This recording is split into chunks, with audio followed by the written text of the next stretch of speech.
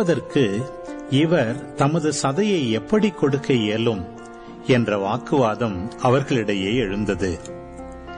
இயேசு அவர்களிடம், உறுதியாக உங்களுக்கு சொல்கிறேன், மானிட மகனுடைய சதையை உண்டு அவருடைய இரத்தத்தை குடித்தால் ஒழிய நீங்கள் வாழ்வு அடைய மாட்டீர்கள். எனது சதையை உண்டு என் இரத்தத்தை குடிப்பவர் நிலை வாழ்வை கொண்டுள்ளார். நானும் அவரை இறுதி நாளில் உயிர்த்தெழச் செய்வேன். எனது சதை உண்மையான உணவு, எனது இரத்தம் உண்மையான பானம். எனது சதையை உண்டு எனது இரத்தத்தை குடிப்போர் என்னோடு இணைந்திருப்பர், நானும் அவர்களோடு இணைந்திருப்பேன். வாழும் தந்தை என்னை அனுப்பினார், நானும் அவரால் வாழ்கிறேன். அதுபோல் என்னை உண்போரும் என்னால் வாழ்வர்.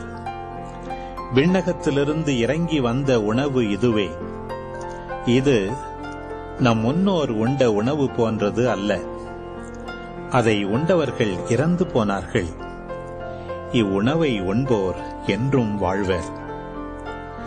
இயேசு கப்பர்நாகுமில் உள்ள தொழுகை கூடத்தில் இவ்வாறு கற்பித்தார்.